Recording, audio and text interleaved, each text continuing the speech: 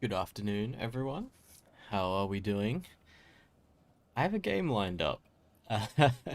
Not even like a game that I would say is like seminal or super important for graphics. But this is the Division 2, which is a very recent game, and I noticed interesting things about it because it has some really, really obvious lighting effects, one of which I'm going to talk about today. The only downside is that this game has a day-night cycle, an active day-night cycle that happens, and I'm in the nighttime right now, so it's really hard to see this effect. So the effect that I was going for is this thing called HDR, High Dynamic Range. So what I might actually have to do is just come back to this game after in the break, and hopefully when I reload the game, it comes back with it comes back in the daytime. Although it looks like the sun's rising now. This game is called the Division 2. It's in like a long series of Tom Clancy games that are based on this kind of American military themed sort of thing. We can see a lot of this being a 2018 game. We can actually see a lot of simple things as well as less simple graphical things here. So even just the simple things, like we've just got a bunch of textures on really simple objects here. So these planters and stuff are going to be really easy for the graphics card to work with because there's a lot of flat sides here, and they're not going to have bothered too much with geometry in this because it's designed just to load quickly and things. Whereas my character is very, very highly detailed, and you can see there's like a little bit of specular reflection and stuff coming off my character. Actually, now that the sun's come up, let me show you this area where I found. This is the reason I was just playing this recently, and the reason I wanted to show you. Um, oh, someone said this game predicted COVID.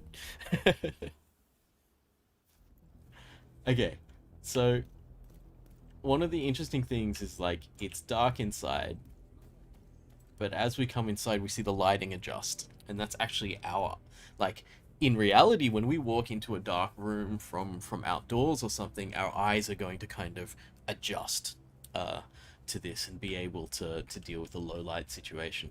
And then we go outside, it's too bright for us, and then it sort of adjusts, and you get this kind of thing where our eyes are automatically changing how much light they're letting in.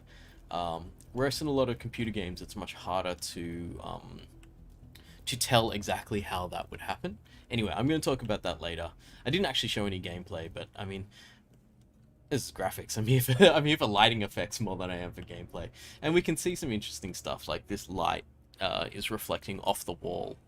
Um, Behind it, it's also the light is kind of it's blooming out from the actual space where the light source is, so it's really obvious where the point light is in this particular area of the scene. And there's little things like those lamps. That's really odd, actually. There's a spotlight aimed at where this guy is working on his guns or whatever, but there's no actual light in the scene there. So this one here appears to have a model, that one does, but where he's sitting, there's no actual model of a lamp pointing there. So there's little things that people have overlooked here and there, but like you can see some really nice kind of lighting effects happening here. Yeah, so here if I look outside, it's just kind of like overly bright there because the comparison to the area that I'm in, it's very bright and it's nearly kind of washed out. But then once I come out here, in game, the idea of my eyes readjusting happens here, and then it comes down to a level where I can see it. So it's nearly like an automatic exposure level changing. So this is what I'd call dynamic HDR, high dynamic range lighting, done in timing wise dynamically. All right, let's hop out of this game. Um, I will maybe I will show it again at the end of the lecture after I've talked about talked about some of these techniques. We can go back and analyze what's actually happening. Uh, Robbie was saying that the lamp was there; it was just pointed away from me, so it was actually there. I just didn't see where it was. Oh, right. So it was pointed away from me, so I didn't see it, which is quite good. So they're showing that you can't see a lamp if it's pointed away from you. You don't see the back of the shade. So it was there. I just wasn't looking closely at the environment. So that's cool. Um, yeah. Oh, Michael's saying the plants are moving. So that's probably they're moving with geometry, but you could quite easily do that with a shader. The only downside to that is you'd have to put the wind conditions into the shader. So I don't know whether that would be happening in the CPU or the GPU. Hard to say, but I know that game has. It's a nice kind of game because like I think the Tom Clancy series of games try to get towards this idea of real world. So this is like, I was talking about stylized versus realism. The gameplay in this game is quite stylized. It's not really a simulation of reality. We're not talking Microsoft Flight Sim or something like that. But the fact that they try to go through day-night cycles for different realistic lighting effects, and they try to go through different weather patterns as well. So sometimes it's foggy, sometimes it rains, and each time that happens, the entire kind of lighting environment of the game changes. So I was quite impressed by that. I mean, I think that when we're talking massive budget AAA games like this, we now have this expectation that we're going to see that kind of quality in things. But this game particularly kind of leaned in on the environmental effects and things, and so I thought that was an interesting one for us to look at. Let me just set my stuff up correctly here on the other monitor. Okay, so let's get into the lecture. So what I was going to talk about today, actually I should go through, I'll go through, I always do this, I go, oh, this is what I'm going to talk about today, but what I really should do is make sure that I go through what we've covered previously as well. So last week we completed our Phong lighting algorithm. So we're actually like, I don't know if anyone is like looking incredibly closely at the course outline. If you're looking too close at the course outline, you know that I'm now ahead of where I'd planned to be, which is not a bad thing. I just misjudged how long we were going to spend on the Phong lighting algorithm, because for me, the Phong lighting algorithm is like one of the core topics of this course, because it's one of the most important things that's happening on our graphics cards. But the basic algorithm itself is not super complicated. Like, you can actually write the whole thing and implement it in a couple of hours, which is what we're going to do in the tutorials. You're going to have a basic Phong lighting algorithm in last week's and this week's tutorials built up. The good thing about this is it gave me a little bit of free time. So what I did was I thought, okay, let's grab the pieces of this. Let's look at some of the gaps in Phong lighting. So when Phong lighting was invented, people were like, oh, this is really, really cool. So this was, I mean, it was invented in the 70s, but it wasn't implemented into real-time graphics until the 90s. And so we got a lot of things going where suddenly things had a light side and a dark side in a sense. Not talking Star Wars related, but like you could, where the light was shining at something, you could tell that the light was coming from that direction. Graduations of light across the surface and things like that. So some really nice things there. But the technique opened up a lot of potential issues. So there were a lot of little holes where it was like, oh, what if we could get around this problem? Or have you noticed that this artifact happens when certain things happen? So what we're going to do today is go through 4 of these. That I've come up with. Sorry. I left my to-do in there, which is to remind me to change the order of these things after I'd picked the 4 of them. And I did actually do that to-do, but I forgot to delete it afterwards. Very embarrassing. It's funny because I went back through these slides and edited them. So we're going to look at some of the things we can add or correct in Phong lighting. So one of them is color perception and gamma correction. And what I like now is when we're getting into these advanced lighting techniques, you're going to start to directly recognize some of these things. So gamma correction is something that you should recognize if you've played a lot of games, because many games will allow you to manually correct gamma. So they'll have an option in the settings. Some games are even to the point where they're so particular about how well their art is represented that they won't even let you start the game until you've done a gamma correction. I'll talk about what gamma correction is, but it's basically the difference between color perception in the human eyes and color reproduction on our monitors from our graphics cards. So it's an interesting thing because our graphics cards and our lighting calculations are going to pump out numbers, RGB numbers, and those numbers are then going to get used by our monitor to change how much light comes off the monitor. And when it comes down to it, it's a literal measurement of what were the RGB numbers and how many photons come off the front of the monitor. So we get right down to the reality of it. And there's some weirdness in it, but I'll talk about that when we actually get to the topic. I'm also going to talk about light mapping. Light mapping is more of a, like, nearly what I would call a historical lighting effect. It still gets used a bit nowadays, but not necessarily not necessarily something that is used all the time nowadays, because like we've got stuff like real-time ray tracing now and things, but it is an interesting way of doing like a global illumination effect. So something that light affects the entire scene. Light mapping can actually take a lot of our a lot of the expense of calculating lighting in real time out of it. So we'll talk about that. It also has its pros and cons. It has its reasons why it might be used or not. HDR I just talked about a little bit, but I want to talk about like the theory behind it as well, because HDR is something that comes from photography. So I'm going to show you some actual photographs and how people used HDR with them, and talk about how we might calculate HDR in real time. And so that was the HDR is how got me to that game, The Division. Well, I happened to be playing it, but then I'd walked in and out of that building several times on a sunny day and just gone, oh, look at this, look at this, look at this HDR, look at what's happening in real time. It's recalculating its exposure and stuff like that. And I thought that was quite interesting. And the last one today we're going to cover is Blinn-phong, and its name has its name gives you no information about what it does. But what it does is also very, very subtle. So I mentioned last week that one of the possible issues that we can have with Phong lighting is that it relies quite strongly on these dot products that we've been working with. And anytime you get a dot product of over 90%, the result of the dot product attempts to go below zero. And if we've got lighting, we don't want negative lighting, because lighting is a quantity that either exists or doesn't. So if it's zero, it should not exist.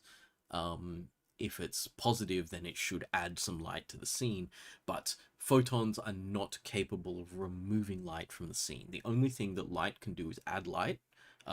The only time that there's less light is only an absence of light. Is never a negation of light, in a sense.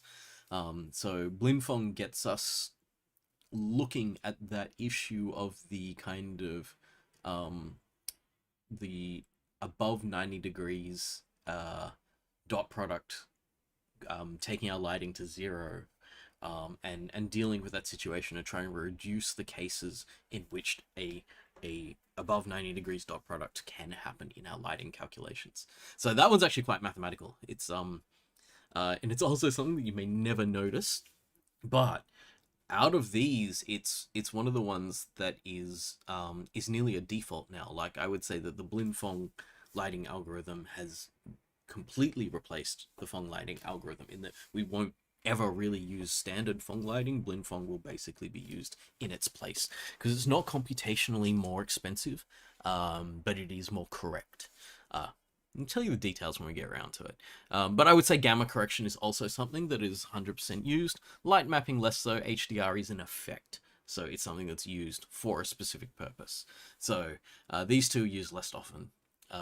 Light mapping used to be something you'd expect to see all the time, though. So this is it's just interesting to look at these things. I've chosen these things kind of specifically because some of them are reasonably important, but there's other things that you might think that it's like, Mark, why didn't you go for these things, like casting shadows, for example? And the reason for that is that's going to take longer. So we are going to at least look at the idea of casting shadows and reflected light and things like that, but they all get bundled into one particular kind of technique and technology, and we're going to do that next week. So that's why I've picked a certain set of things here, and it's not necessarily like chronologically, or chronological is not the right word, but it's not necessarily ordered in terms of their importance, I would say that shadows are vitally important. I would say they're probably more important than something like Blinn-phong. They're probably more important than HDR even. But because we needed to learn another technique before we can see how we'd actually do those in our polygon rendering, I was going to do these topics first. So you can think of this one as like a set of reference topics that we're going to look at. Oh, Michael's asking, are there any advanced techniques on ray tracing, or is ray tracing basically perfect if you have a beefy enough GPU? That's a good question. I would say that you could consider ray tracing to be perfect. I never want to say perfect. I never want to say that something is the last technique we're ever going to need. But because ray tracing is much closer to the physics of light and the way it works, if we can ray trace at a high enough level, as in, if we can literally do billions upon billions, like probably trillions of photons in our scene, then we're going to get a model of illumination which is very, very close to reality. So yes, as close as I could, as close as I could say, the only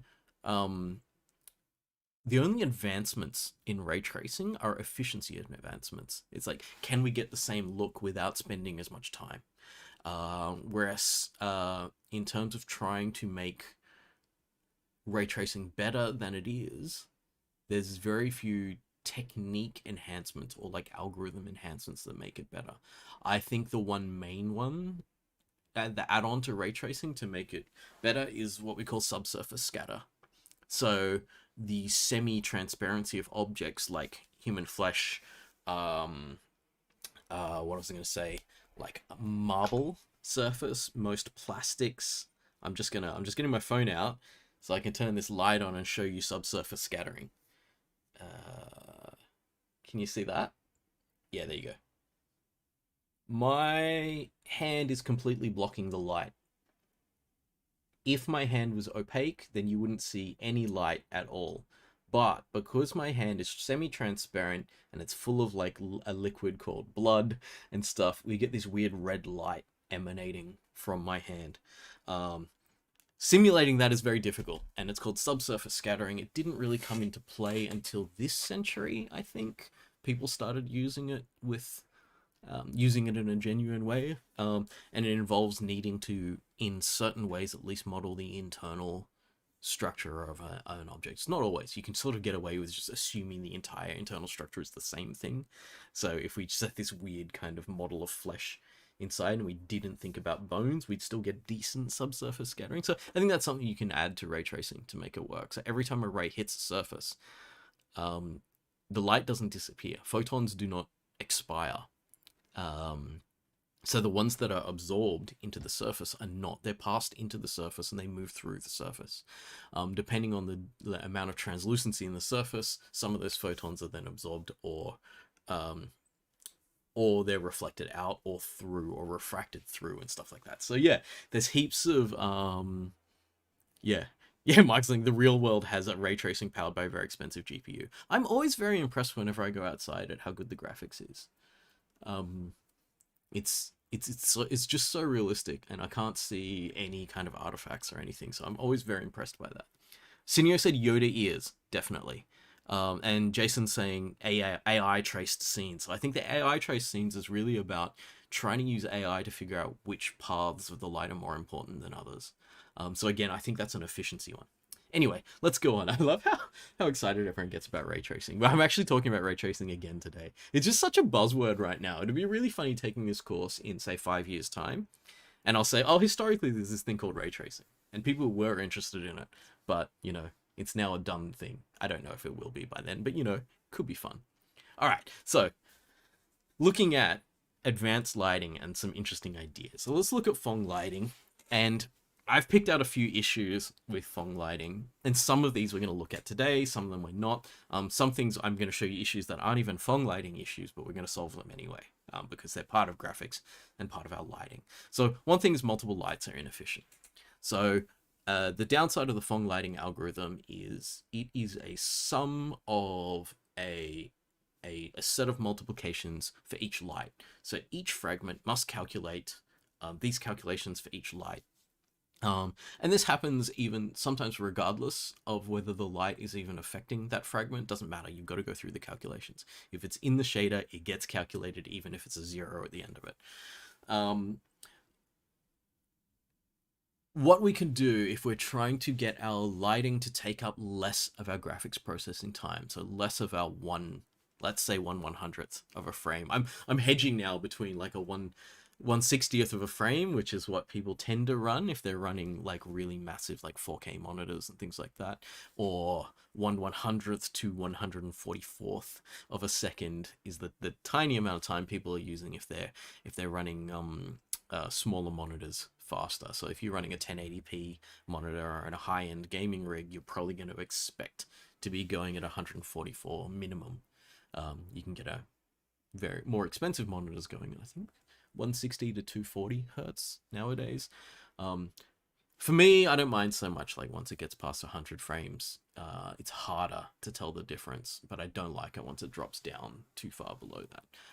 So what we're looking at here is just a purely efficiency thing. If we can render our lighting, so some of our lighting before the scene ever happens, so we do this not in real time, we do this beforehand, what we call pre-baked lighting. So like baking, it's like a long process that ends up with a finished product. That's the way you can think of baking, like you're baking bread, right? You bake in advance and then it's ready when you want to eat it. So when we talk about pre-baking lighting, it's about not calculating it in the time of the frame, but instead calculating it in advance in the scene and having it saved up and ready for use when we're going to use it in real time. So you can already see how that has its benefits, but may have drawbacks as well. But we'll talk about that. We've got a way of doing that, which I'll show you. We've also got this issue that the light values are clamped between 0 and 1. So with our just standard OpenGL lighting, the standard RGB that we're using, if the light values are clamped between 0 and 1, Phong Lighting doesn't really know that, and it doesn't treat the 0 to 1 as like a scale or a logarithmic scale or anything like that. Phong Lighting just treats light as a quantity, and so it just keeps adding light. The more lights you have on an object, or the more intensity of your lights hitting a particular object, this number just goes up. So it just keeps going up, and once it goes beyond 1, we lose contrast between things. So we may lose proper color information, it may get washed out entirely to white, and things like that. So what do we do with those situations? What if we want to have more range of our lighting and allow it to go over and then deal with it in some way? I was just showing you that in the demo before with the division, but I'll talk about the techniques behind that. The other issue, again, it's a similar thing, is that we've got some values clamped between 0 and 1. So our dot products are also clamped between 0 and 1. They're not definitely clamped at the 1, but so long as we're normalizing our vectors before we dot product them, the maximum they can generate is 1. The minimum is actually -1, but for lighting equations, we clamp it at 0 because we don't want something to be able to subtract lights. So we don't want a negative light that's able to remove light that was given by other lights. So it gets clamped at 0, definitely. But when it gets clamped at 0, it causes weird artifacts, and we kind of want to deal with that. So we'll talk about that as well. The other thing is no shadows. So we don't have little local shadows, you know, when objects are really near each other, and we don't have really hard shadows when a bright light is shining at something and we can see the outline of the object. We've got neither of those. However, as I said, I wanted to talk about it because it's important, but we're not covering it today. So I don't have a solution for the shadows today. Solution for the shadows is not going to just get kind of bundled in with other things. And it has some other techniques that you need to learn before we can use them. I am going to mention some things today actually that will lead to things later. So there are a few things today that I'm going to mention for the first time and define things, but we're not going to learn how to use them quite yet. So I'll talk about it when we get there. Wave Plasma's talking about HSL color space. HSV, is it? Or HSVL? I guess people call it HSL as well. I learned it as HSV, which is hue, saturation, and value. So hue is which color something is. Saturation is how much of that color something is. So the difference between, like, this is actually a reasonably high saturated color because it's like really strong. Whereas I could take, I've actually got a whole bunch of paints here that I'm selecting from. So here's like a high saturation yellow and a lower saturation yellow here. So it has less of the yellow and it's closer to like a pale, like a gray or something. And the value is like, is something brighter or darker. Yeah. Yeah. So there's a lot of stuff which is done. I think a lot of people use that like from an art perspective. Like when I'm talking painting, we definitely talk about hue and value and things like that. David's asking if we need shadows for assignment 2. No, we won't have taught you shadows with enough time for you to play around with them for assignment 2. There'll be a good one for assignment 3 though, which I haven't released yet, but we'll get there. Okay, so let's start talking about these things. Senior says we need ray tracing with a 90-minute length animation for assignment 2. If someone does do that, then they can have a lot of marks. Out of that 10% subjective mark, they can get a full 10%. It's worth 4 marks out of the 100 in the course. I'm still expecting people to use that a lot, to do more than they need to. So let's think about. Oh, that's so funny. Wave plasma RGB, and then the B got corrected to a smiley face with sunglasses. All right. Humans will see light and see photons and expect a certain thing, like a certain pattern of how bright or how dark things should be. The weird thing about it is we perceive light and we want to see light in a particular way, and it's slightly different from how our monitors by default would present it. And the funniest thing about this is this was not necessarily a problem in a particular era of graphics. So there's this really funny thing about graphics where CRT monitors, which is the old monitors. You ever seen the old monitors with the big back on them? They're the ones with, they actually fire a beam from the back of the monitor to the front to ignite the pixels. It's not really ignite, but they luminesce the pixels by hitting them with a cathode ray. So a little beam of radiation that lights up the pixels. They had a really, really interesting scale on how they did lighting. So the amount of voltage you put into that beam generated brighter responses in the pixels themselves. And so the interesting thing was that was on an exponential curve, right? So instead of it being linear, as in like an RGB value of like, if it's out of 255, which I think it is once it goes to the monitor, of 100 and 200. 200 was not twice as bright as 100. It was actually more than twice as bright. And that was known as the monitor's gamma, which is a curve under which it actually replicates brightness. So it would have a slow brightness curve, and then it would curve up a lot, like just a squared curve, an exponential curve, if you think of that like just basic, geometry for curves. And so this was known as the monitor's gamma. And the interesting thing was, with those CRT monitors, that felt right to us. So if we took our kind of values for how we would have our RGB, and we put them through a gamma curve, they'd feel correct to us, which is what we see here. So this is if it's on a bit of a curve, we look at this and we go, okay, brightness from 0 through to 10 with these gradations in between, this is nice and believable for us. This is what we're comfortable with.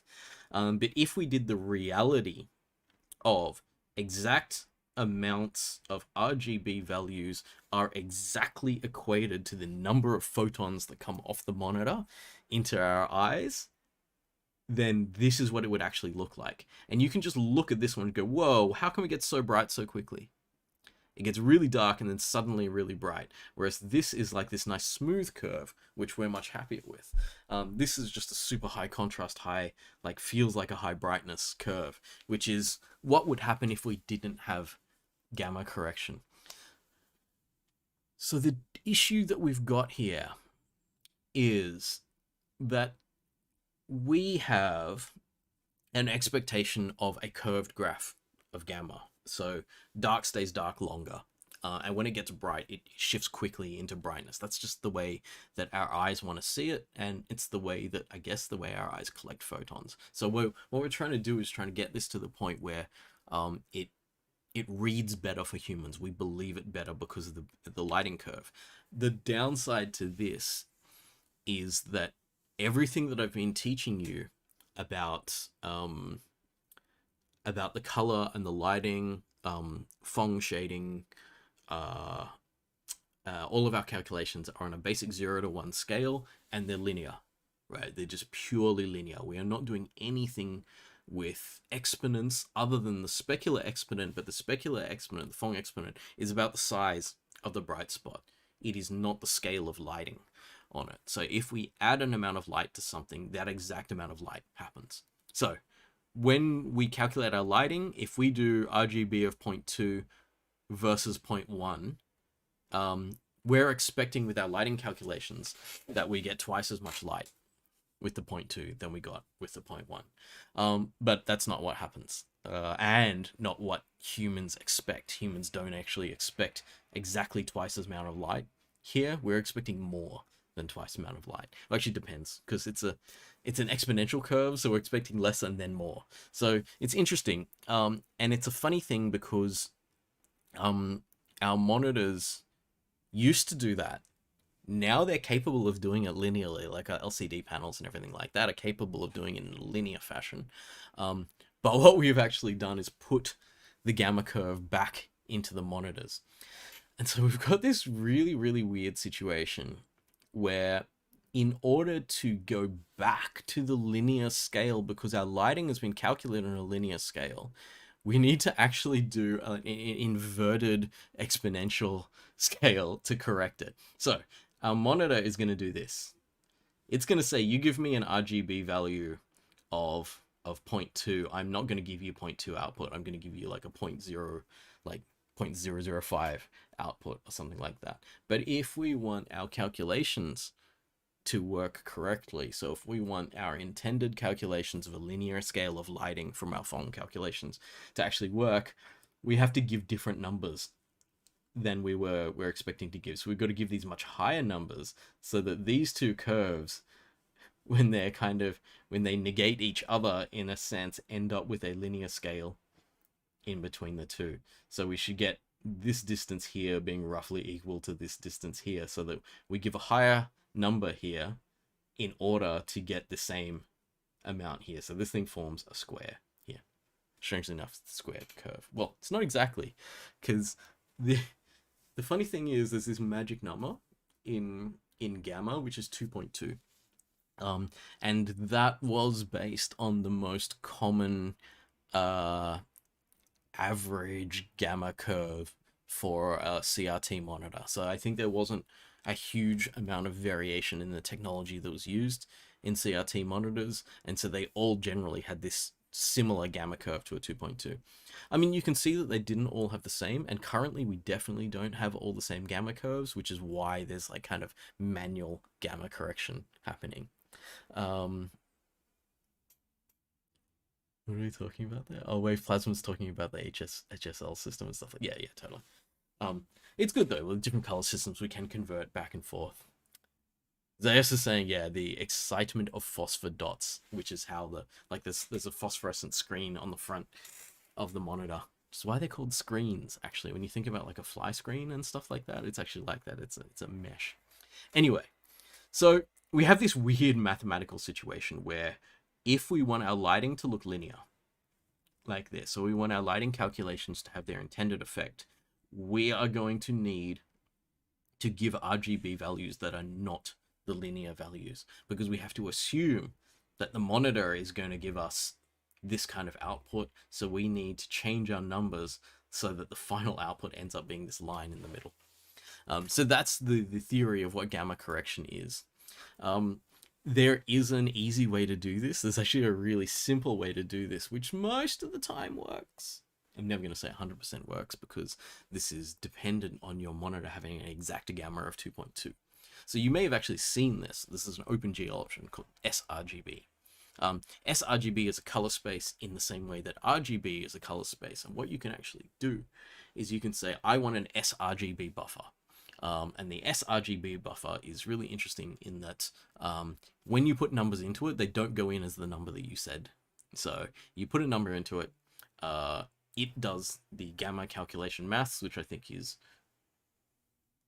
1 over 2.2. I can't remember the exact equation. I think it's, yeah, but it's basically an inverse exponential equation to boost your colors in a particular direction so that when they go through the gamma curve, they go back to linear. So the gamma curve, I think, is a 2.2 squared. It's to the power of 2.2, not a 2.2 squared. So it's a power of 2.2 curve. And there'll be the inversion of that curve. So this is one of the easy ways we can do it, where all we do, we don't make any changes to what we're doing. What we do is we just do, this is an sRGB frame buffer, which is the frame buffer, remember, is the last thing we write to.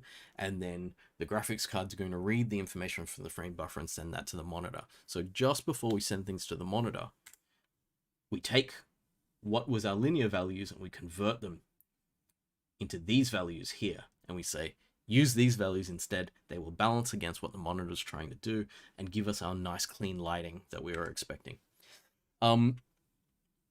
The other thing though that we can do, and this is what your games are more likely to be doing, any game that has gamma correction at the beginning is probably going to be doing it here, where the final thing we do in the fragment colors is we convert them based on the gamma value.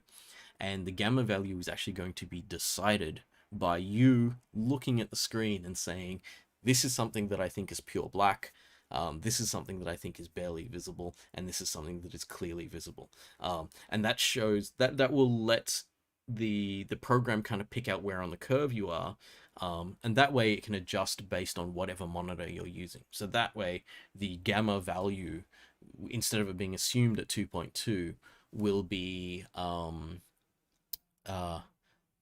be given a value before the game runs, and then that value will be one of the inputs to the fragment shader, and it will convert all of its final frag colors to the gamma corrected RGB value, which then goes into the monitor and then comes back out linear. So yeah, this is if we're not exactly 2.2 gamma. This then leaves us with some really awkward complications. So our artists are very likely to be digital artists who are working with monitors. So because they're working with monitors, they are painting textures and they're looking at the texture as they're painting it. And as they're looking at the texture, it is on a gamma curve.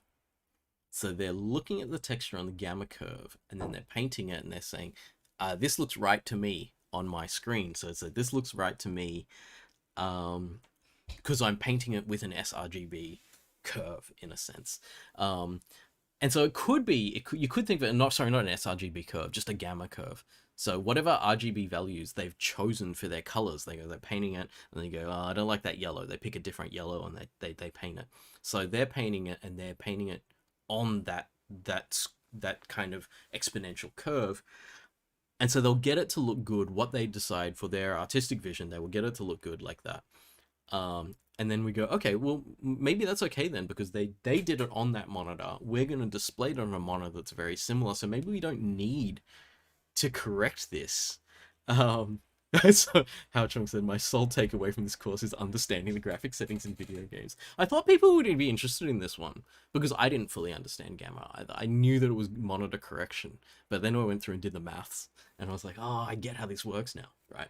But yeah, so it's really funny actually, because all this stuff that we've had keywords for and things in our computer games, we've gone, oh, you fiddle with this, we don't know why. This course is teaching you why. So I'm happy with that.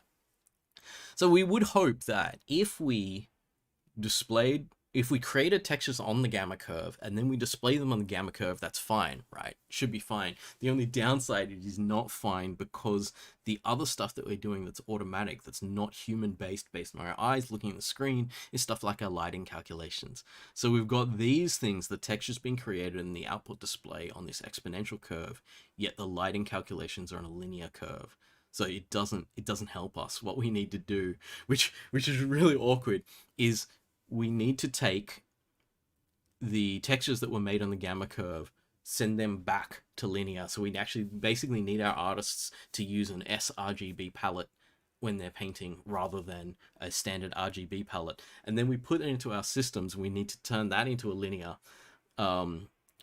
linear colors, do our lighting calculations, then convert them back into the sRGB, and then send them to the screen. So the pipeline gets really fiddly like that, and it can get really awkward because you know, if you don't have all this correction happening and the flipping back and forth between are we in the exponential color space or the linear color space, you get situations where someone creates something and then when it goes into the game, they're like, I didn't paint that. That's really weird. What's going on there? So it's interesting.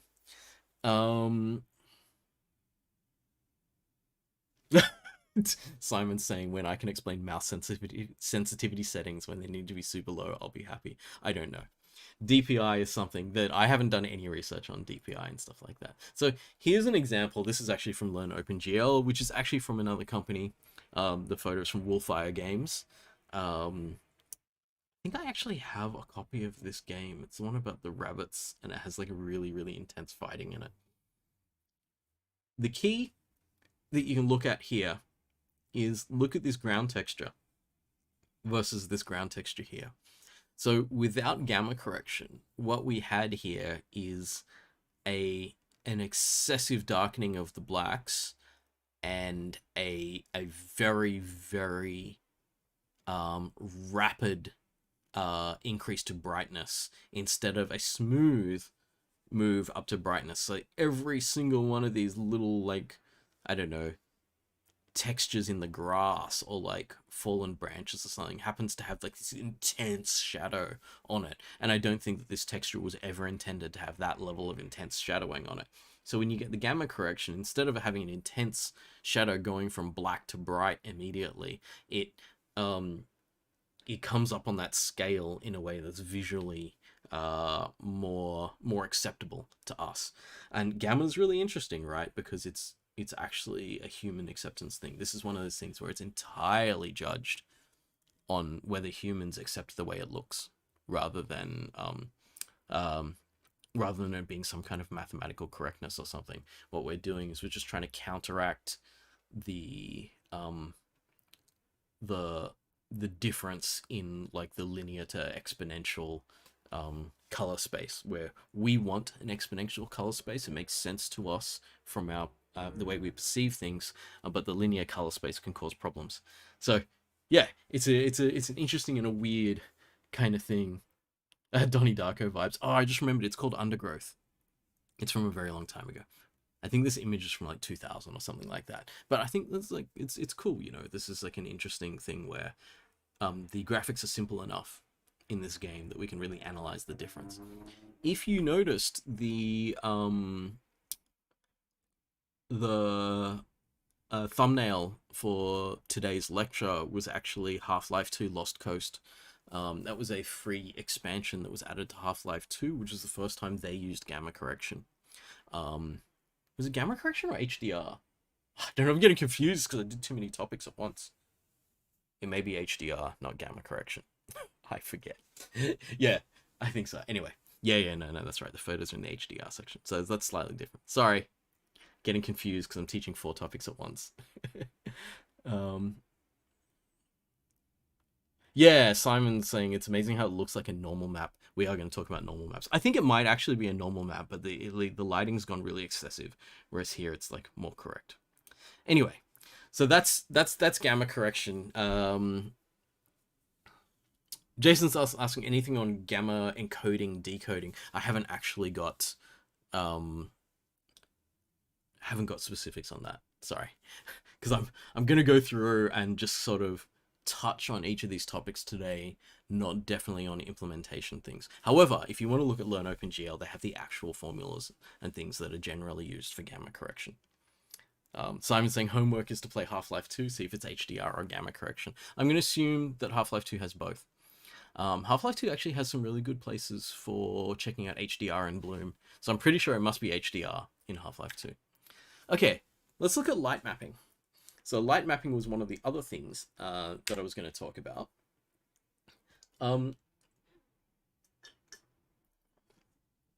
The downside that I'm trying to get past here is that ambient lighting in our Phong lighting, Phong shading equation is such a is such a hand wavy guess.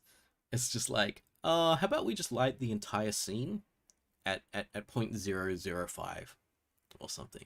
Like we'll go a low amount of light across the entire scene and just go, yeah, you know, in general, in a room, everything has just some leftover light bouncing around. And that's what we're going to do.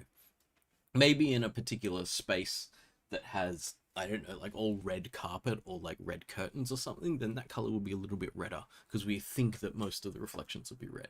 That's the best we can do, the best level of detail we can do. And that's really, really kind of like just broad brush strokes. It's just brushing over and just going, we don't care enough about this to be able to do it. So every surface, no matter where it's aiming, no matter what it's near and stuff, just gets the same amount of ambient light. And we looked at ray tracing. And so we talked about ray tracing as being a very, very accurate technique because it's a simulation of the way real light works. The only problem is it takes up a whole lot of your graphics card's capabilities. And if I was to take a poll, I didn't actually do this, we could have done this at the start of the course, take a poll on what graphics cards people are actually using for this course. I would assume that RTX, which is the only hardware, apart from the new AMDs, right, but the only hardware that is capable of doing real-time ray tracing, I would say, like, I don't know, maybe 20-30% of the course would have those, because A, they're not cheap, B, they're quite new as well. They're only a couple of years old, so it would be if someone has splashed out on, like, you know, $3,000 computer in the last 2 years, then they've got one of those. Otherwise, they don't have it, and you don't need it for this course. So we can't expect to be able to be doing this ray tracing. So instead, what can we do? And the idea, and this is a very old idea that people came up with a long time ago, was like, what if we do our lighting offline?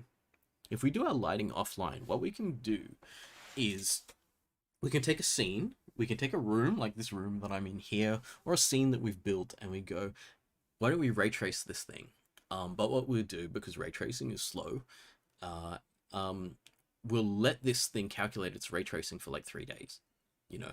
So we will actually do billions of these photons bouncing around this scene, and we'll see how lit everything is in this scene, because this scene is lit anyway. Every now and then, when I use a cool word, I get that meme pop up in my head, and I'm just like, hello, fellow kids. Anyway, yeah. So if the scene is lit in advance, what we can do is we can have a whole lot of the stuff that we would have just blanketed over with ambient Phong lighting, and we go, no, the way that all of these little photons would bounce around here would leave these kind of small shadows in these areas, would leave these areas brighter and these areas darker and stuff like that. So that is what light maps do. They can take anything that is difficult or complex or is going to take up heaps of time on your graphics card, and we say, let's do this in advance. So you can do this with any illumination technique. We can do it with Phong lighting, we can do it with ray tracing, we can do it with any of the add-ons to either of those. The trick is that we're just not doing it during the frame, we're doing it in advance, and we're baking it into this thing called a light map. So the light map is a buffer. We know how to make a buffer, right? Because we've made textures already. It is a piece of data that we put on our graphics card, and what it is it's going to say how much illumination there is in every part of the scene. So I have an image here of a light map that just a Wikipedia user made. And so they've taken this entire scene here, and they've done some kind of lighting algorithms on it, and we assume that they spent a bit more time than just a single frame doing this, because I can actually see the artifacts of ray tracing here. So you see all through here, the shadow is not exact. It's got all these spots of light and dark in them. That's the artifact you get of incomplete ray tracing. So you know that this shadow is darker than this shadow, but there's parts of it that are inconsistent because of just the number of beams in the ray tracing that have hit it. So I'm pretty sure this has been ray traced, but not at a high enough level to smooth out these things. So we're getting ray tracing artifacts here, which is good, because if you're going to do light map, you might as well go all in and do an expensive algorithm. Then what we get over here is this is what's built. The map itself is a two-dimensional buffer of how much light there is in the scene, and each of these kind of squares here is going to relate to a specific area of this scene. So I think this one here is one of the obvious ones because it's got a black circle there. So I'm pretty sure it's where this pipe goes into the ground, and it has that shadow along the side, which is this shadow you see here. So I think that this square here is the floor there. You can even see these artifacts here. Oops. These artifacts on this line here, that you can actually see the boundary between two of these maps here, where they call them lumals. So texels, pixels, and now lumals. So pixels are the things on our screen that light up. So our frame buffer has pixels in it. Each of our textures has also pinpoints of data. We call them texels because they're color data that's stored in a texture. The light map calls them lumals, so they are each of the individual points of light data here. And so we can see the lumals have been mapped slightly incorrectly to our fragments here. So they've captured some black there by accident. But it gives us a clue about where the separation is between each of the sections of the light map here. So what we do is we take the entire scene and we do our light pass on this scene. And because we're doing this in advance, we're not limited to the 60th of a second or the 144th of a second. And what we do is we write the light information into this buffer. The thing that we can do then is, actually I'll go forward into the, I do have like some stuff about the pros and cons. I'll jump around, I'll go back to it. So what we've done is we've accumulated that lighting, saved it to this buffer, and this buffer just gets passed into the scene for rendering in real time. So then when we're using it in real time, instead of doing the ambient lighting part of the Phong equation, we will literally read from the light map. And so every vertex that's in this scene now has its own like texture map for its textures. You know, those are made in advance also, which is just the surface colors of the object. We would then go to the light map and we would say how much ambient light is hitting these surfaces. Also, the ambient light map doesn't have to be black and white. They just did black and white here to make this really clear what it was doing. But if these lights were colored in this scene, then we would have color in this light map. So it doesn't have to be a black and white light map. So what we do is instead of calculating ambient light, we would say this fragment is between these vertices, which means it has a light map coordinate. And we go to that coordinate in the light map, read the lumal, the amount of light that is in that light map, and that's how much ambient light there is in that space. And the nice thing about that is then we get all these really nice shadows. We get this here, like as you get into the corners, less light bounces around, so they get darker, and you get this really nice shading into the corners. You get free shadows from the fact that you've done something like ray tracing here. You get these nice graduated shadows on these curved surfaces and stuff like that. So you can get this really nice nice things happening like this in the scene in terms of this smooth lighting, which would be very, very expensive to calculate during a frame. And also, if you're calculating it every frame, you might just get the same results every time.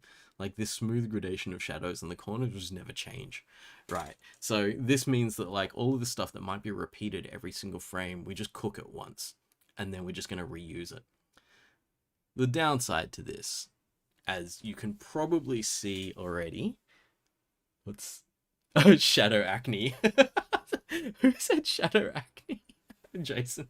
Did I say shadow acne? I don't think I did. But that's a great name for it, actually. So yeah, Jason's saying Crysis uses ambient mapping. So it's exactly this kind of thing where we say we replace ambient lighting with something we've mapped in advance. The downside to this is I take a character and I walk through this room.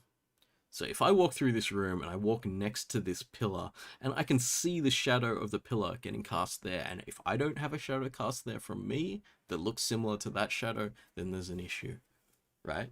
So the downside to baking everything in advance is that the only thing that you get out of this is the static scene. So you have whatever's baked and all the static objects and static lights are fine, but if anything moves, you no longer have any information for it because it took you like a day to bake this lighting. So it's like as if frame by frame you could do it again. You can't. So one of the downsides is like if you've baked your lighting, then you are absolutely 100% committed to the time of day. You know, like this is indoors, but if it's an outdoor scene, it's like it is exactly 3 p.m. in August. It's like that's it. We do not have a day-night cycle. We don't have the sun moving through the sky, anything like that. We cannot. We're stuck in this. No matter how many hours the person spends in that same place, never changes. So that's the downside to it. If you start moving around in the scene, unless you have something else to affect these things, you're stuck with your shadow being a little bit awkward. Like you won't see your shadow properly. If you were to grab a lamp in that scene and move it around, then the shadows don't move either. So it's not capable of dealing with dynamism or change or anything like that.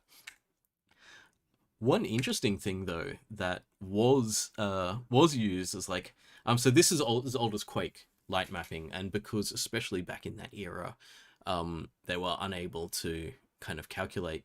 I think Quake didn't even have Phong lighting in it. It had light maps that used Phong equations, but it didn't even have the Phong lighting that we're using. I think Quake 2 had Gurad shading, which is not even fragments. Like there's obviously no shaders in that era. Shaders didn't appear until the 2000s. I think 2005-ish or 2003, 2005-ish. I can't remember. Back then they were just doing the lighting per vertices and then interpolating between them. But one cool thing that they did in things like Quake was they were allowed lights to turn on and off, or even better, spooky flickering of lights. And what they did was they had multiple light maps for each area. So instead of it just being this area has this one light map, what we could do is we can actually calculate a second light map with one of the lights off. And then what we do is, as real time as you're in the scene, the light maps switch between the two different light maps, and what you can see is you go, there's that fluorescent light in the corner and it's broken and it's flickering on and off, and then suddenly you believe these effects, you believe this real-time lighting, even though there's no real-time lighting. They just baked two different light maps. So instead of having to take a whole lot of frame time to recalculate the lighting in between those lights turning on and off, they've pre-baked two different lighting setups, and they go, it's either dark or light, you know. And so I just love the thing about this, and the thing that I think is so cool about the people who were working in this era of graphics is that they were so limited by their hardware capabilities, that they came up with all these amazing tricks to make things work by just finding another way around the issue.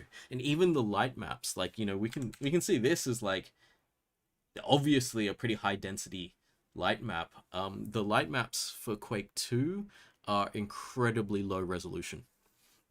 So it's kind of like this thing would have, you know, I don't know, a tenth the number of pixels that this light map has. And what they did was, if they just got different light levels between things, they just linear interpolate between them and stuff. So there's not as many hard edges on things, but it's okay. Like, we got this kind of interesting looking scene nonetheless that was not at that time capable of being rendered in real time. Yeah, as Simon's saying, yeah, it's kind of like sometimes it's better to have limitations because we get more creative because of it. But I think people are still pushing the same things nowadays. The fact that we have real-time ray tracing, I think, is a really big deal, because we really shouldn't be able to. Like, I don't think we actually have enough calculations per second to do genuine ray tracing. So whatever they're doing now has a whole lot of tricks behind it, algorithmical tricks behind it. I'm not sure exactly what they're doing. I haven't done research on it. So Yes. Oops. I was like, I'm gonna write the break time slide today, and then I didn't. I do have in mind what I wanted to say here, but I forgot I forgot to actually write the points on the slide. So the things I wanted to say here is actually kind of what I was saying earlier, is that we're getting really close to what is happening in actual games now. So gamma correction, as people are now noticing, it's like, oh, the stuff that Mark's talking about is what's in actual games. So now we're seeing like gamma correction is something. Light mapping, you will be able to notice if you play games. So I think if you go back to, I'd say any game before about 2010, before we started doing screen space ambient occlusion, which is, I don't know if that's a technique I'm going to tell you about because it's it's pretty full on and require has prerequisites we haven't even gotten to yet in this course, but I may mention it when we get to screen space effects. But yeah, screen space ambient occlusion, which you will have seen again in your games. It's called SSAO in the games, and they ask you whether you want it on or off. Ambient occlusion is the idea that all these little objects here and in these corners, anything that has stuff near it will get less light. Even if the stuff isn't directly in the way, it will get less light because less light can bounce around and stuff. So that's what we call ambient occlusion. So it's ambient lighting occluded by objects nearby. So a lot of shadows are actually like this kind of ambient occlusion, not a direct cast shadow. So yeah, stuff like that. We're actually getting to the point where what I'm teaching you in the course is actually the genuine techniques that you'll see. And again, what someone was saying was like, when you go through the graphics settings on your games now, you can actually see them and go, oh, this is the thing we talked about. This is the other thing we talked about. I know what these things are. And even if I don't know exactly how to implement them, I've got a decent idea about the technology that goes into the background on these things. Okay, so my break time slide that I forgot to complete. You can tell I do the technical things first, and then I go back and redo the introduction and the in between slides. And obviously, I forgot this one. Okay, so let's go on break now. It's 5:02. We will come back at 5:07, and I'm going to talk about HDR and Blinn-phong in the second half of the lecture. All right, back soon.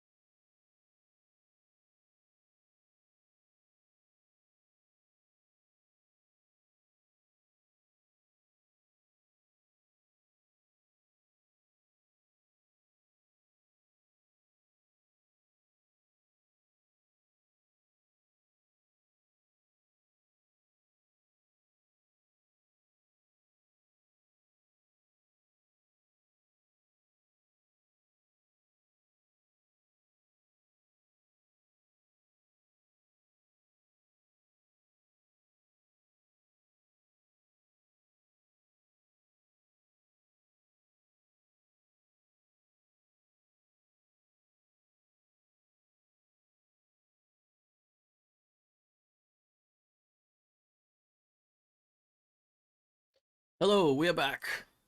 Oh, hello. Hello. Chicken's here. I'll see if she wants to come say hi.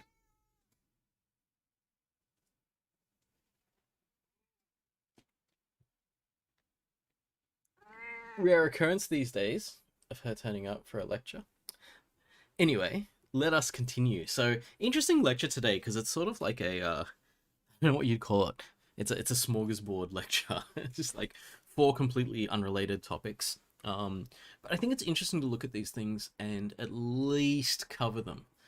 Because I could have, if I wanted to, just like not cover these advanced topics and just push more of the basic and just build things up. But I thought it was interesting for you to see a lot of the little extra add-ons and bits and pieces, because I'm not just gonna like um deliver Phong lighting and say that's everything, because Phong lighting is definitely not everything. Like, there hasn't been a game or movie released using only Phong lighting for maybe 20 years, I reckon. So, so this is like, so I wanted to show like all these different add-ons, and they're very much, these add-ons are like, take them or leave them. You know, some games will not do HDR, and they'll look fine because they have a different purpose. You know, most everything's doing gamma correction because that's sort of at a hardware level.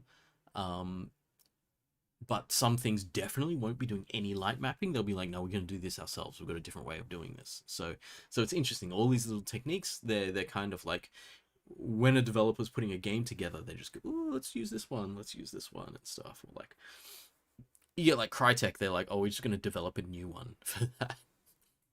So a paper from them, you know, around CryEngine 3 era, where they had these really specific shadowing techniques where, like, okay, so when the light hits like a pole, the shadow close to the pole is very stark, has sharp edges, and the further away you get from the pole, the wavier and less distinct the shadow is. And so they had techniques for doing that. And it's like, yeah, full on, right? Like, there's some things that people will put a lot of effort into getting a really good look at things and how well they work, and then other things where it's just like, okay, we're leaving that one out in this game because we think it won't have that much of an effect. No, Jason's saying Horizon Zero Dawn looks dark sometimes. Might be you need some gamma correction, or sometimes it's not dark, or it's like it looks too contrasting. I'm not sure. Hard to say. I haven't actually played it. I'll play it eventually. Okay. So HDR. We have, as I said before, RGB from the range of 0 to 1. All our lighting calculations are 0 to 1, and they were clamping 0 to 1. And the result of that clamping means that in any region of excessively bright light, or not even excessively bright light, just too much effort. Oh, Simon, those are fighting words. I've heard it's really good. Anyway, for the reasons you're saying that was a joke. Yeah. I got a friend who worked on that game. Anyway, but I still haven't played it yet.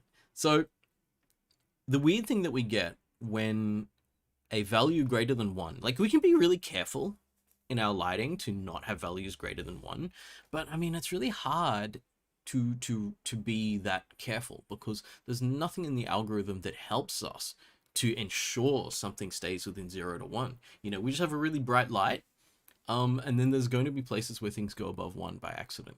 What we're going to get here is this idea that the color of this object, so this is actually wood grain paneling, but it's been lit so intensely that it doesn't even look like wood grain anymore. And there's significant sections of this that have just blown out entirely to full white. So they've gone all the way to 111, which means we have no contrast anymore. We don't know what color it is anymore. And all these sections are actually this really bright yellow, which means the ratio between the red, green, and blue that we're supposed to see, which is actually this edge here, is like the only place in this whole image you can even see what the colors of this texture used to be. The ratios of colors are all gone here. So we've lost detail, because the only thing that makes a color the actual color that it is in an RGB system is the ratio of the red, green, blue. So we're talking about the rods and cones in our eyes, the activation of the 3 different receptors of color. If we activate them at different ratios, then the color appears to be different. you know? And so here, our ratios are all a little bit out because we've clamped one or more of them. And in the sections of white, it's obvious we've clamped all three. So we've clamped all three at 111, and we've lost all our color detail. We can't even see what's on this texture. It gets to the point where this thing looks like it's emitting light. It looks like it's the thing making the light, whereas it's not necessarily the case. I think there's just a point light here. And so what we're getting with this is the Phong lighting equation is not able to deal with going beyond 1.0, because how do you tell the monitor you have to be brighter than your maximum capability? So if I told the monitor that this pixel here needs to be brighter, I'd be like, no, it's white. You're maxed out. There's nothing you can do. So what we need to do then is we need to wind this back a bit, and we need to adjust the way that we're doing our lighting in advance so that we never get to this point of getting clamped at 1.0. Basically, anytime there's clamping, it has to be for a good reason, because I would say clamping values in a simulation of an analog environment, so the simulation of an environment of just photons bouncing around and stuff like that, is always going to be like a brute force approach to things. So we can kind of do that with our lighting calculations, because it's like, okay, if the light is hitting a surface, yeah, that's fine. But if the light is now 90 degrees to the normal, it's physically impossible for that light to hit that surface. So we're like, okay, good. We can clamp there. You know, we have a reason for doing that. But clamping at the top end of our lighting, it's only like that because of our limitations of like the RGB number can't go any higher. But it's not really properly simulating the idea that an excessive, like more light than we expected happened in the scene, and so we need to actually work with it. So we get to high dynamic range lighting. So this is a concept that came from photography, and it came for this particular reason. It came for the reason that if you want to get detail in a photograph, so if you're taking a low light photograph, so let's say you're taking a photo of the night sky and you want to pick up stars, you need a very high exposure to do that. High exposure either by opening the aperture on the camera so that more light goes through, or lengthening the amount of time you expose the film, or there's no film nowadays. Well, some people still use film, or how long you're exposing the digital sensor to the amount of light so that enough photons can come through and you can get enough information. The only problem is if you use the same level of exposure in the daytime, you will get a completely white photograph because you let so many photons in that you've just overloaded the sensor, and you get no information. The biggest problem that we're going to get is if we have both of those situations happening at the same time. Most often situations where there's like you're indoors and you're taking a photo where there's outdoors in the background, so there's a window with a brightly lit scene and then the indoor is dim. Or you're taking a scene at night where there's a lot of lighting on some buildings or something like that, and there's detail in the night sky, and you're trying to capture the detail in the night sky without the buildings being overblown, and vice versa as well.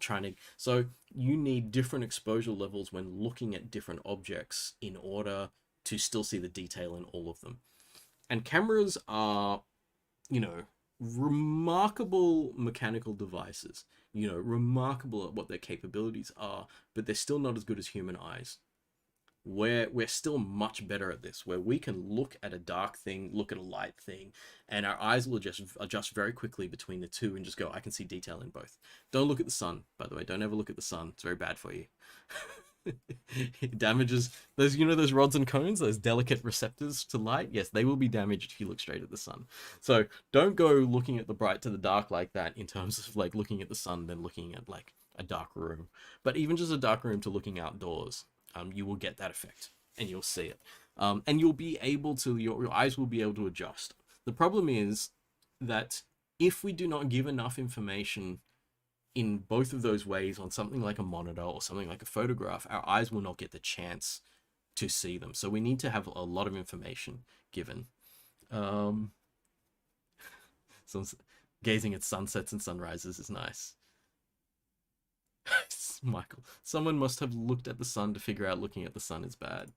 Yeah, the results of looking at the sun, I think, are reasonably well known. So, here is a photo, a series of photos taken by a photographer called Kevin McCoy. I didn't really know who he was, I just found these photos.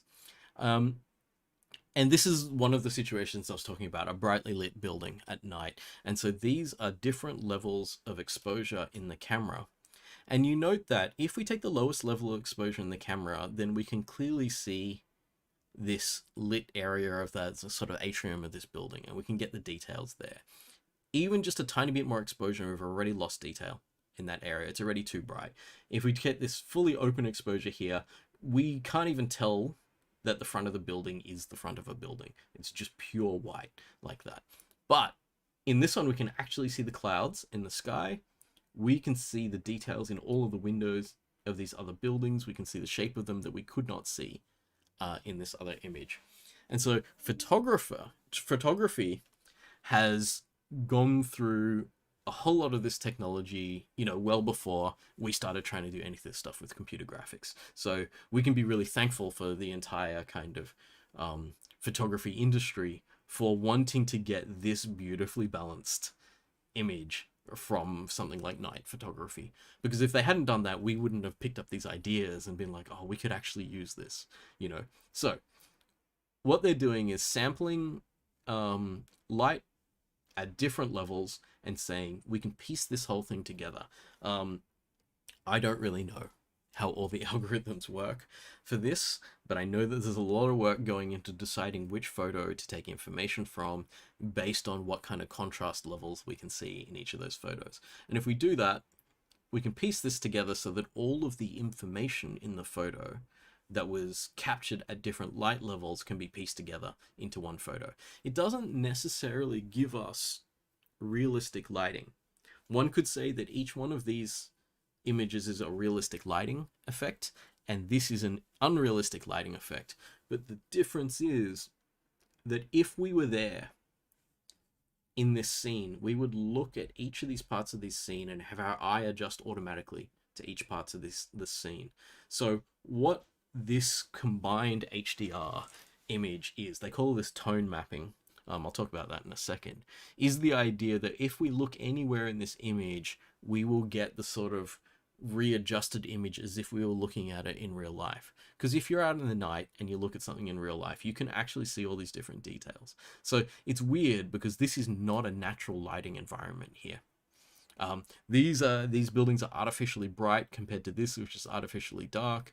But this is the way that we would see it because our eyes adjust so quickly, as opposed to this, which would be what we would see if we were looking just at this area. But if we looked away, our eyes would change how much light we were going to receive nearly immediately, which is the idea of the camera taking a different photo at a different, I think it's f-stop level here, which is the amount of exposure. So I'm not that deep into cameras. I know a little bit about photography, but not a huge amount. Yeah. So what we get here is an image which is not realistic, but allows us to see all the detail that we would normally see. And so this immediately should kind of ringing alarm bells in your head in terms of our lighting equations, because our lighting equations are just a simulation of reality, and we have nothing in them for baking in whether people should be looking at different parts of the scene and whether we should change the exposure level at different parts of the scene. So I kind of want to go back to the game now and show you, because when there was one thing that I was showing you at the very beginning when I was walking in and out of the indoor space in that game. You saw that I went to the outdoor space, and when I looked at the outdoors from the indoors, it looked overly bright, like this, because my eyes had adjusted to the dark space. And then I walked out into the bright space. It moved, like it kind of slid down through the exposure levels to give me something more like this, to be like, okay, you're outside now, your eyes have adjusted, you know. And so it was doing that nice kind of movement between these possibilities. So we used to think about how we would actually implement this in OpenGL. How would we do HDR lighting? So the first thing we need to do is we need to stop throwing away information. So clamping our light values is immediately going to throw away information. What is chat doing? I think that like everyone's talking about how did humans discover things. I have a fun story. I'll tell you after the lecture's over. I want to dilute the lecture, but I'll tell you a fun story about how humans discovered something. Anyway, so the if we're clamping the light values at 1, then we're losing all of the information every time it goes above 1. So the first thing we need to do is remove the clamping so that we get some information. So that means we're just going to have some larger number possible for our lighting. So the first thing that we're going to do is create an intermediate frame buffer. So instead of, our frame buffer is like 0s to 1s, because that's going to go to the monitor and say this is exactly what the pixels need to be. We can create another frame buffer. So we can create a frame buffer before the frame buffer that is able to store massively high light values. So it's like this pixel's up at 100, and it's like, what are we going to do with that, right? But it doesn't matter, because we calculated, the light was calculated using the lighting algorithm, and some of these are at 100, some of these are at 5, some of these are like in the 0 to 1 range that we wanted. The thing we then need to do is we need to transform these unclamped values back to 0 to 1. So we need some way of bringing them back into the range so that there's actually something that comes out on the monitor. And then that is the number that goes into the final frame buffer. So what we have is one frame buffer, which is not going to the screen. So you could nearly not call it a frame buffer. It's an intermediate screen-sized buffer, in a sense. And then from that one, you do some mathematical calculation from its light values, which are very, very high, down to the 0 to 1, which is the actual frame buffer that then gets sent to the monitor. So tone mapping is one of the algorithms that we can use to do that. But I should actually talk a bit about frame buffers before we get into those algorithms. So it's a buffer that stores pixels, but they might not really be pixels because they might not be intended for the screen, but it might just be the same number of pixels that are happening on the screen. So as I said before, we can create buffers. We've created buffers for textures, and we've also talked about creating buffers for light maps if you wanted to do that. What you can do is you can create a buffer that is exactly the same size as the screen or window that you're going to render to. I mean, it's not always a screen, right? A lot of our OpenGL stuff is in a window with less pixels. But either way, it'll have the same number of pixels. And each element, pixel, if you want to call it a pixel, rough whether this should be called a pixel or not, because it's not intended for screen, but if it's the same size as the screen and it's the final, it's a representation of what might be the final color that goes to screen, then yes, you could probably call them pixels. They contain things like RGB values. Like, we know that the final frame buffer, all that it contains is RGB values between 0 and 1. Actually, we've seen depth buffers. So yes, we could use depth buffers, which contained like a single floating point value for how far back something is from the camera. In HDR, we would use normal floats instead of clamped 0 to 1 floats. So that way we can expand into different possible number values and use them. So what we would then do is, like, we'd set that up like a texture, and then we'd read from the HDR buffer and do some kind of calculation, write it into the frame buffer, into the screen. And I wanted to talk about this. I wanted to put an actual slide in on frame buffers, because this is not the last time that we're going to be using them. Not just frame buffers, but buffers in general. So the idea that we will have this two-dimensional space that we can write information to and read information from is super valuable in lighting and graphics equations. So we're going to be using it heaps.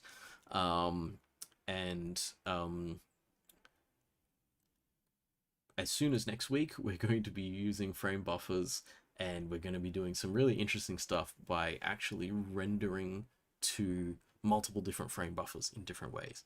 But I leave you with that because I just wanted this to sit in your memory, so that when it comes back next week, you're like, oh, I've kind of seen this before.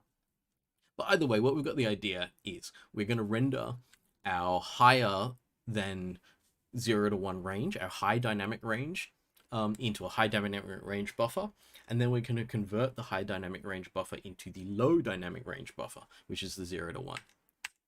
And that's going to be done by a process that's been called tone mapping. I do not have enough photography experience to really know everything about tone mapping. I've heard of some of the algorithms, and I can't really tell you exactly how they all work, because some of them are intensely complicated. but I can at least give you the simple things. So we could do this in the dumbest way possible. So we could say, why don't we just divide every value in the HDR buffer by the highest value in the HDR buffer. So what we're saying is, whatever the brightest light was in the HDR buffer, assuming it's higher than 1, that's now 1, and everything else is scaled down appropriately. Like, you can do that if you want to. But the issue that you're going to get with that is that if you're just moving around the scene, and the brightest light gets brighter or darker, everything else will shift. So you're going to get this weird, like, real-time shifting of lighting effects and stuff, which is why when that happened in the game, it didn't immediately jump between lighting values. It had a slow shift between them when we moved between regions. And so that was gameplay driven. You know, it was like the person has moved from dark region to light region. Now we adjust to a different exposure level, in a sense. If we did it like this, we were just divided by the highest value we saw in the HDR buffer, that would be happening per frame, and it could get really disconcerting. The other thing that we could do, instead of it saying the current maximum light value that we see, we could have an arbitrary high light value that we can see. So we can be like, at this point, this is the amount of light that's coming directly from the sun, and we don't expect anyone to be able to deal with any higher light than that. So let's say the sun is at 100, and a little lamp, like my little lamp that's always here in the room,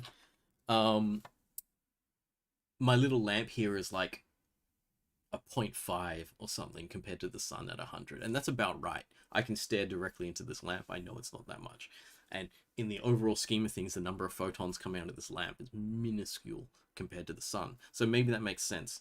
The sun's 200 times brighter than this lamp, and so we could have that, and we could say, okay, this is the maximum value that we're going to use for our HDR. If there's weirdness in our lighting that brings it higher than that, then yes, it's going to get clamped, it's going to get whited out. However, there is much more intelligent things that we can do with HDR, especially in photography. So going back to our example, it's really, really obvious that, like, this area here in the photo is nearly exactly this. So whatever software and algorithm they've used has said that there is the correct amount. Actually, it's a bit of both. It's a bit of this one and this one. But in local areas, so in sections of pixels, they've decided that some of these photos have a good amount of contrast between the pixels around them. And so we're going to see information in this based on the contrast between pixels that are near each other. So, for example, here, all the pixels are black. Well, I don't know if they're exactly black, but they're close enough to black that our algorithm is going to say, don't take information from this photo in this area. And we go here and go, maybe there's a bit of contrast. And here we go, oh, this is good. There is clear contrast between all the pixels in this area. There's definitions between things. And so we basically cut out this bit and paste it here. It's nearly exact. You can see that it's taken just this photo for this building. And so what we're asking then is we're asking for quite a high intensity algorithm to look through not just pixels, but the pixels around them, and say, this area should have this exposure level put into the final image. And then this one says, nope, too much exposure. I do not have any contrasting information in these area of pixels. Here I've got better, here I've got better, so I'll use this one, you know. So we can have that kind of thing where depending on the light levels of the pixels in an area, we drop them down further or increase them further in something like a real-time lighting equation. So I think Jason had a question there. Wait, no, that was just about looking at the sun. Yeah, wave plasma has the idea where, like, audio compressor filters. So when we're talking about doing this in real time, it's like, should the current frame react to HDR? Or should the current frame look like this? And then 100 frames later, it should look like this. You know, it takes us a second or two for our eyes to adjust, which is exactly what's happening in that game. But the other thing is, maybe we need the entire image to look a bit like this. We need to get rid of these sections and not let them happen at all unless we're doing that for an effect. So we need to control the amount of lighting so we can get it back within 0 to 1 and not have the colors disappear in a full white. And those are the more complex HDR algorithms. I don't really have the full implementation here. That would take us like a couple of hours, and I don't really have time for that in the lectures. But you can look up Learn OpenGL because they've got 2 algorithms there that they use. And that's the idea, that we can maintain contrast by looking at local areas and things. And I think that if you wanted to, you'd want to actually look into photography software to see what they do. When we're doing this in real time, we will generally have a limited amount of capability to do these things. So it's more likely to going to be, we're going to treat the whole screen space as something we're going to normalize back down to 0 to 1, but then on a curve, you know, so it won't be linear down to 0 to 1. It might be that at the lower light levels where we need more information, we'll create higher contrast there. And at the higher light levels where everything's lit up already, we'll lessen the amount of contrast there and allow it to kind of blow out a little bit. So it won't necessarily be a linear division into 0 to 1 space. And different ways you want to do this would be fine. Like it could be a step algorithm going into 0 to 1 space, or it could be like an exponential curve of different kinds. These things are going to create different effects, so you can use it how you want. But also I think the thing that's interesting, which is like why I showed that game, was dynamically changing exposure levels, because you have HDR working in the background, is something that really makes a lot of sense to us. Like, I think it's a really good effect if you walk into a cave from outdoors in a game, and you initially cannot see anything in the cave, and then it takes you a few seconds, and then the image kind of appears as your eyes adjust. So we're simulating the idea of that happening in the game, and we do that with this kind of HDR, where we allow the range of lighting to be very high outside, and then we come inside and we need to squish it back down, but we do it slowly over time. And so when we finally have our eyes adjust, it feels like a natural experience. It feels like the same thing that happens to us going from outdoors to indoors on a really sunny day. All right. Oh, I've got time. This is good. We're still on time. I was unsure whether I would be able to talk about 4 topics in the 2 hours, but I've managed to squeeze them in. Apologies, I squeezed them in by abbreviating them. So you've got a decent understanding of these things, but I don't have the time to go into full implementations of these. It's not like the actual lighting algorithms that we're going to be using day to day, where I have time to go through the implementation, because I expect that you have to be able to implement them. These things you can look into if you want to, but it's going to be a bit of your spare time, I think, to learn to implement each and every one of these if you want to do them. Okay, so Blinn-phong. Blinn-fong's a weird one. It's based on the idea of measuring angles. So we've been using dot products to measure angles between vectors in pretty much everything we've been doing in graphics. And the beautiful thing about dot products is we can take 2 vectors and turn that into the cos of an angle. So we can get data about the angle between 2 vectors without doing any geometry like lookup tables for sine, cos, or anything like that. We're not doing any square roots. We're not doing any divisions or anything like that. All we're doing is adding and multiplying. And for those of you who are studying hardware to a higher level would know that anytime that your CPU or GPU, any kind of processor, is asked to do a square root, everything slows down. So dot products allow us to do angles without doing any kind of complex arithmetic. The most complex arithmetic is the dot product, which is just composed of addition and multiplication. And those are the bread and butter of numerical processing units of different kinds, like GPUs. GPUs are particularly good at floating point processing, which is good because these vectors are all floats. So what we get is these dot products give us really simple ways to get angle information. The only downside is we've been clamping them between 0 and 1. And now clamping them between 0 and 1 is fine for dot products because so many of our algorithms, our lighting algorithms, we've been in a situation where it's really impossible for the lighting to go higher than 90 degrees.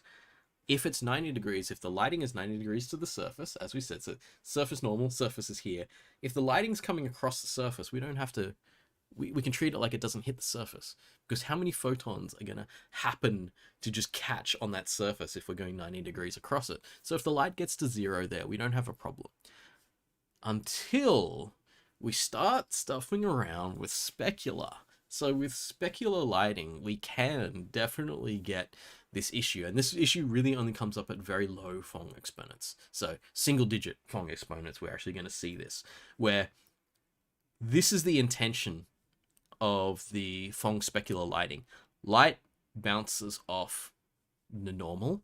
So, I mean, we think of the normal as the thing we're reflecting around. The reflected vector and the view vector are close enough to each other that we can do a dot product and they're under 90 degrees.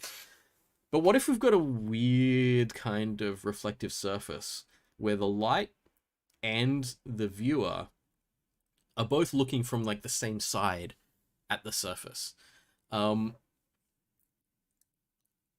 reflected vector is actually aiming quite far away from our eyes, so we're not expecting a bright spot in the Phong lighting, but maybe this thing's not super specular. It's not like a full metal or anything like that, but it's something that would still be having some light come back off it in this direction, and the specular component should exist in some way. The weird thing that we're going to get here is if we're looking at this thing from, say, 89 degrees angle from the reflected vector, we'll see some light. If we look at 91 degrees, we see absolutely no light. We have a hard line cutoff at 90 degrees, where it goes from having some light to having no light and no nice gradation in between them. And this is something that's awkward, right? And it's just from the nature of the Blinn-phong, the Phong lighting. It's two different people, very different people. The Phong lighting is we can get in situations where our angles are above 90 degrees, but we should still be able to calculate the lighting, even above 90 degrees. And so if we're in this situation where it's been above 90 degrees and it's been clamped to 0, we get nothing out of this. And so our reflection kind of disappears. So this is an example of this where there's this weird edge on the specular reflection. And this is not a spotlight. This is not a specific like stenciled light that has an edge on it or anything like that.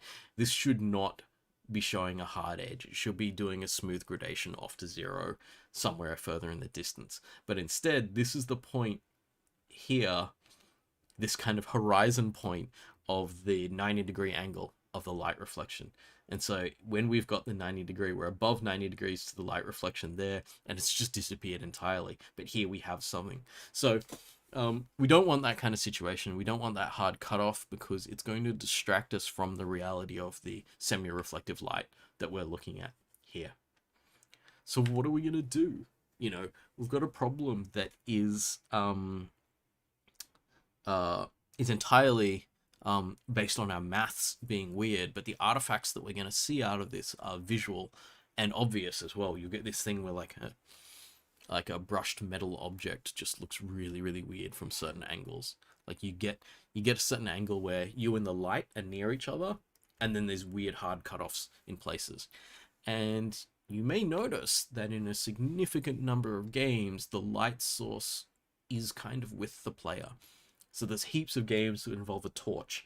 I think they just remade Alan Wake recently. It's entirely about holding a torch. And, you know, heaps of games will have like a helmet light on their main character, or they've got a gun with a torch on it and stuff. Or with the early Doom, they don't have it, and they had to make a mod so that you could gaffer tape a torch to your gun, because you had to put your gun away to get your torch out. It's pretty funny.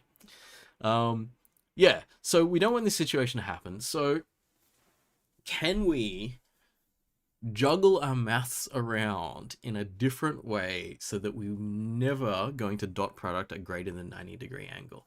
And you're like, okay, how is that even possible? If we've got this situation where this thing is reflecting, it's going to end up with a greater than 90 degree angle at some point, because you can just have this light here bouncing off the surface, and then we've got this really wide angle here. The viewer's going to be somewhere in that. There's no way, we can't just guarantee our viewer never goes beyond 90 degrees from the reflectivity. We're allowing people to walk around these scenes, you know, move around these scenes.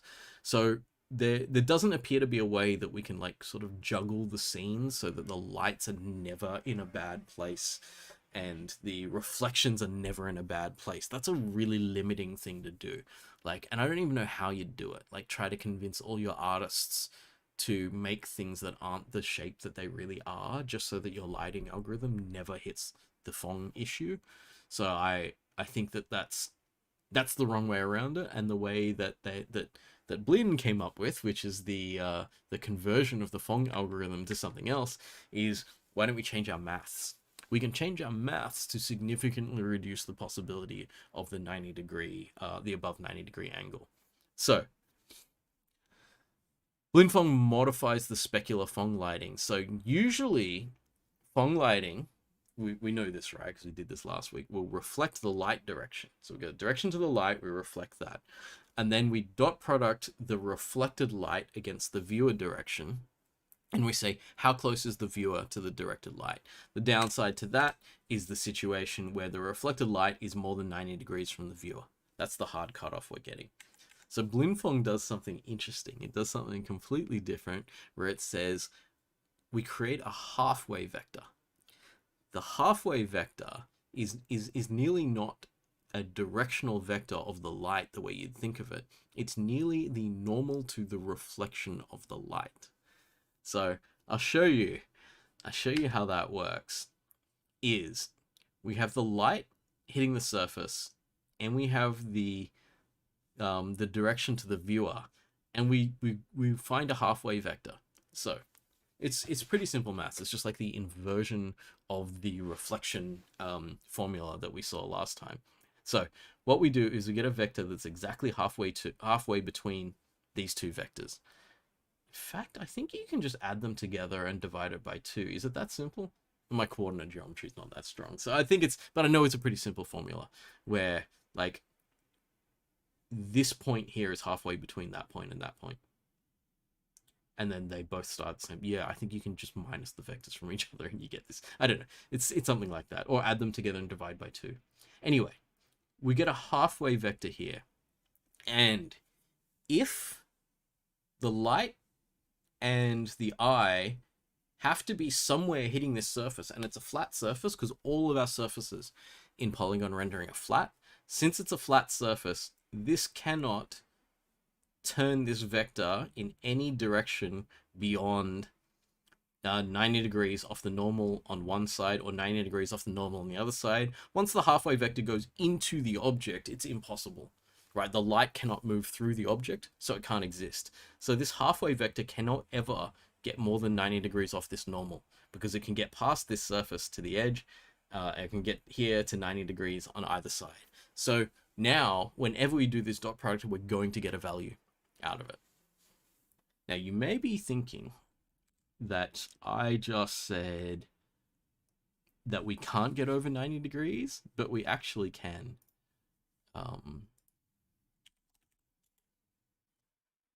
Once we start working with a bit more detail, so I'm just going to replicate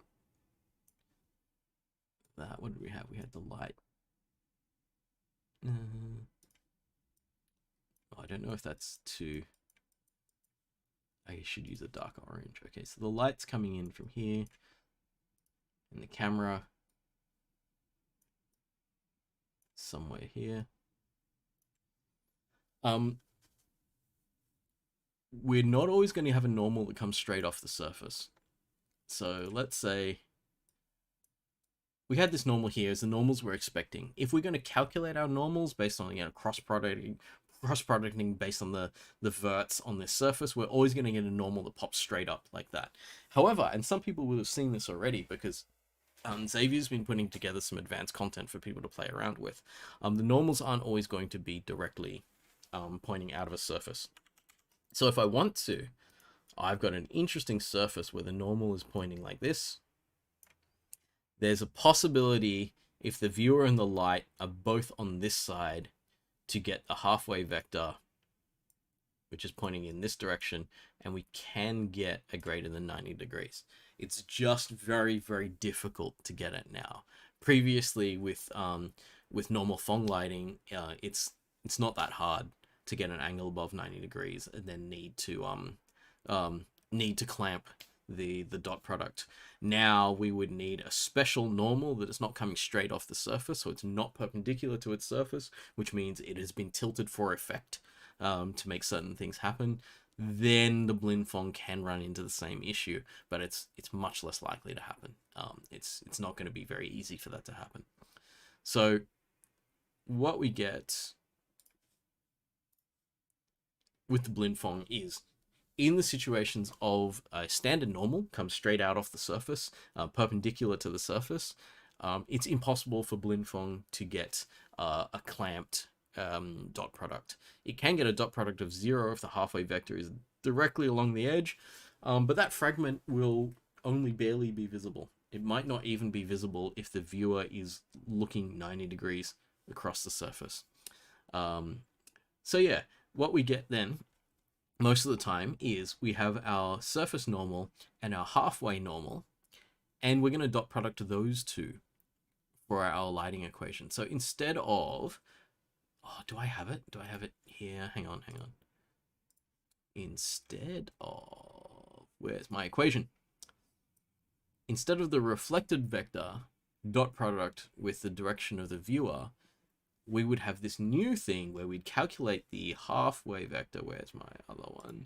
We calculate the halfway vector by the view vector and the light vector, and then the dot product is actually the normal with this h, which is the halfway vector. So slightly different work, but in terms of how much work the graphics card's doing, it's not significantly more effort to do this. But what it does is it reduces the chances of a lot of those artifacts happening. So we end up in a situation where we're dot producting two vectors, which is still going to give us the same kind of result, as in they're going to give us a measure of whether the reflected light that would have been reflected around this normal is going into the eye or not. Actually, now that I think about it, I'm pretty sure Blinn-phong also reduces the number of multiplications necessary, because you don't have to do the reflection. So the R vector isn't even here, and we're using vectors that already exist, the direction to the light and the direction to the viewer, and a simpler calculation to get the H than the reflected vector. So I think we're actually going to get a more accurate lighting in situations like this. We're not going to get this hard edge, and we're getting something that's easier to calculate. So, we're a little bit ahead of time, but that's totally fine.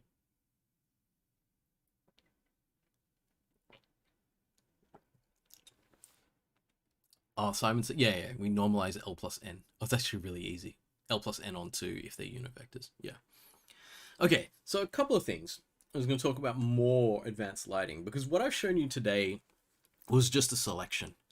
And it's a selection based off where we're at, what we know, what we can understand immediately, but also some things that are, in a sense, complete. Like gamma correction is something that there's no more than that in what we use in the present day with our current monitors. HDR, there's more going on, but it goes real deep, and there's a lot of fiddly stuff to learn about. Light mapping is not much more than that, right? So some of these things are complete and finished topics in a sense, and some of them are stepping stones towards a world of great complexity. Blinn-phong is just one add-on to Phong lighting. There are plenty of others. And so where do we go from here? Things that we haven't talked about, things that we are going to talk about in the next few weeks and stuff like that, things that I think are important for how good something looks. Shadows is one thing. Direct reflections like mirrors and stuff like that is another. So these two come first because they're the things we are actually going to be working on. Next week though, this week we're actually going to be continuing on another add-on for the Blinn-phong, but I thought it was going to take longer than what we were doing today with the bits and pieces. So I saved it for Wednesday to do like a full lecture on it. Techniques for dealing with like hundreds of lights. You may be wondering, because I said that our lighting algorithm really falls down with multiple lights. Like, for example, like a full pre-built engine like Unity. If you were using Unity around the turn of the century, say around 2000 to like, actually, I don't even know if it came out in 2000, but like, I remember using it like 2007, 2006, around then. I don't know. Dredge up my memory from that time. Early times, even with like, you know, very good custom made engines, they had a limit saying you could only have 10 lights in a scene. So once you got more than 10 point lights, they considered it to be so inefficient there was no point even trying. Whereas nowadays, if you look in, I think, games that are really good to see this happening are anything with an urban environment. So look at your modern Grand Theft Auto games where there's a lot of street lights, every car has its own headlights, people just walking around have lights on their phones, there's neon signs and everything. There are hundreds of lights in the scene. So what techniques can we use to actually get that? And they're dynamic. They're all in cars moving around. Maybe things like street lamps, you could get away with baking them into the scene. But if you've got too many people walking around, you're also going to have problems. So we do have techniques for dealing with hundreds of lights at a time. And we will potentially talk about that. I put it on the list of things that I want to talk about in this course. This is called deferred rendering, is one of the techniques that I like for working with lots of lights at once. We'll see if we get there or not. But there's also screen space effects. And so we haven't gotten to any of the screen space effects because there's a couple of things I want to teach you before we do screen space effects. You've already got an inkling. Like those of you who are noticing stuff I'm talking about can see me pushing in that direction. Having 2 frame buffers, and this is different from double buffering if you've heard of that. Having a separate frame buffer that calculates things differently from the final frame buffer allows us to do some interesting things. Anti-aliasing is one of them, motion blur, bloom. So HDR was something I could talk about because HDR was converting the number space that we are using for colors from the 0 to 1 clamped to like an open space sort of thing. Bloom is allowing anything that's too big for that space to kind of blow out our eyes in a sense. So the reason why, like, you know, if you look at the sun, you've never, with your, like, without any eye protection, don't do it. But if you were to look at the sun without any eye protection, it looks bigger than it really is. So there is a certain disc-shaped size that the sun should be because it's a spherical object. So it should look like a circle when we're looking at it. But we can't see that because the light is so strong that it appears to kind of just be expanding in our vision. And that's what bloom is. And we saw that earlier. Actually, let me show you some. There's some bloom. Isn't the real world graphics just... Oh, did you see the camera just adjust to it? We had bloom and then the exposure on the camera dealt with it. Yeah, now the exposure is up, lots of bloom, exposure drops, less bloom. Anyway, we could do that for ages. Like the real world, the graphics engine the real world runs on is kind of amazing. So I couldn't tell you about that because we're not doing screen space effects yet, but bloom and HDR go together all the time. Like they're nearly thought of as like one technique joined together because anytime something's too bright, we usually don't just adjust its brightness so that it looks right. We will usually let it bleed out into the pixels near it. And we can't do that until we start doing screen space effects. So we're going to talk about that later. That's why these things are sort of kind of chopped up into different pieces here. But I hope this was interesting anyway, because there's a lot of stuff today which was just like, look at all these weird things that people have come up with. And people have had to come up with these things for different reasons. Either they see issues in the Phong Lighting equation and the way that it works, and they say, we want more realism. How do we change things for more realism? Or they see things and they say, there's a limit in the efficiency of what we can do with this algorithm. Like it's decent. It gives us directional lighting. It gives us shading going across surfaces depending on how much light should effectively hit them. But we want more out of it. So what can we do to add to this to give us extra features? To the point where nowadays, yes, polygon rendering, Phong Lighting still exists and is still very much in use in the games we're playing. But you must have by now already noticed that what you're creating in the tutorials looks nothing like the games. Like it looks like games from 20 years ago, right? And that's because everyone has been working on all of these little pieces and piling up all of these little pieces and adding them together and getting us to the point where, yes, somewhere deep underneath everything is a Phong equation. But we've added on this, we've added on this, we've tweaked this, we've got this, we've added all of these kind of weird texture effects and all this kind of stuff. And then after we've put everything into the window, we've then added all these other effects on top of that. And then it gets to the point where you go, I can't tell that this thing is polygons. Like, I can't tell that these are point lights hitting polygons anymore. Like, I've now been bamboozled by the smoke and mirrors of graphics, and I'm believing all of these kind of, like, amazing effects that are happening. So I hope that today's lecture was interesting because of that. Because it was just like, look, I can't teach you all of these things. Like, this is a moment's pause in the progression of what we're doing for me to show you a few different techniques and for you to think about how many hundreds of these little techniques exist in graphics, and what they do is combine together to build up a scene which is still just picking which RGB colors each one of these million or so pixels are on our screen. That's all it is. But all these effects go into combinations of those colors, you know, different values of those colors near each other or further away from each other and stuff, which then gives us what we want to see, you know, gives us the look that we want to see, that we want to believe. So what did we cover today? Add-ons to Phong Lighting. We looked at gamma correction, which I think is a correction based on hardware, this hardware and the monitor. Light mapping, which was a technique to deal with our inability to do complex global illumination in Phong Lighting. So can we do complex ambient global illumination in advance and still have that relevant in our scene? Has caveats, right? We need a static scene with static lighting for that to work. HDR, can we get around the fact that Phong Lighting has no real, like, he's not really paying attention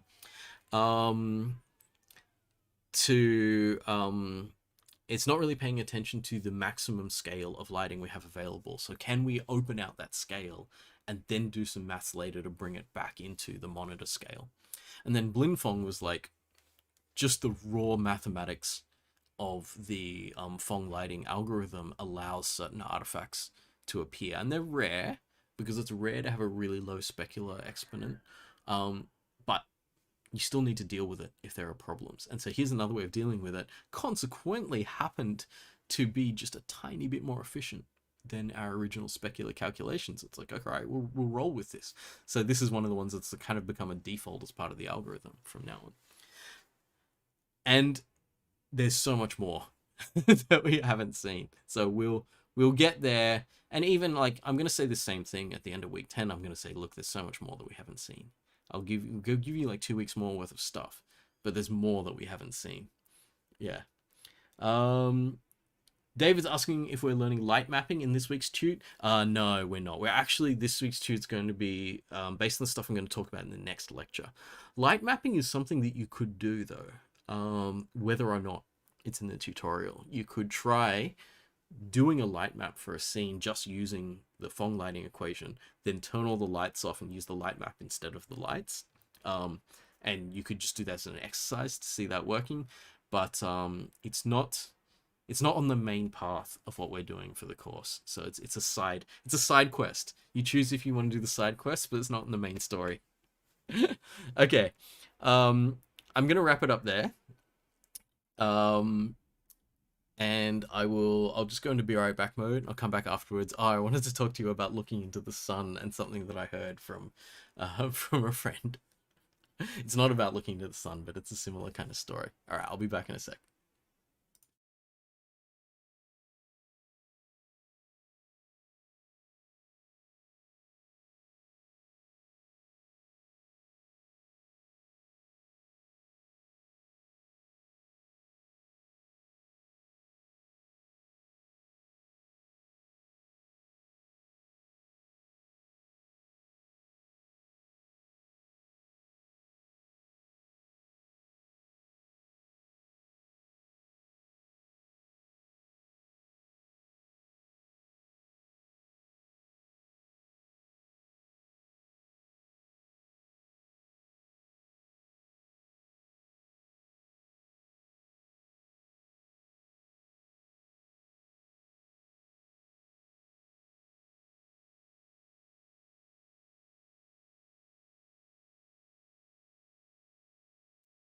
Alright, I'm back. So, nothing to do with graphics, but I just wanted to tell this story because we're talking about how did people figure out that looking into the sun was going to make them unable to see things, which is quite funny. Someone was talking about the bloom on my face because it's actually my monitor. So I've just got like a 26-inch monitor, like that far from my head right there. It's my gaming monitor. It's really funny. I think at some point it would have been nice to deliver lectures in a lecture theater or even in a in a dedicated recording space at UNSW, but instead it's just me setting up this pseudo streamer rig next to my computer here. Like, actually, if I want to be like full on streamer rig, I need to turn this a bit so that you're always seeing my like RGB on my computer. But anyway, instead you've just got my random room in my apartment here. So,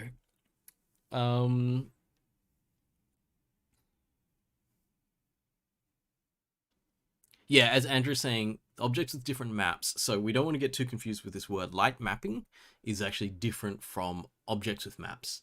So objects with maps is like textures and things. Well, I'll talk about this on Wednesday. Don't worry about it. I'll teach you on Wednesday, and then you can start playing around with it. You still got a week and a half to play around with it for your assignment after that. Hamish says I'm flexing my 3070. Oh, mouse cam. That would be funny. It's not actually a 3070. It's a 3060 Ti. And it's nearly to the point where I want to get a new one. But I'm like, that's a stupid idea. I need to wait for graphics card prices to drop. Also, this computer's less than a year old. The urge to replace something when it's less than a year old is I think, a very silly urge with computers. You really want them to jump a generation before you start buying new things. Otherwise, you can commit to, burning $5,000 a year or something like that on your computing hardware. And I don't see that as like, even someone making a full-time salary who can write off this kind of stuff with tax, I still don't consider that a good idea to do.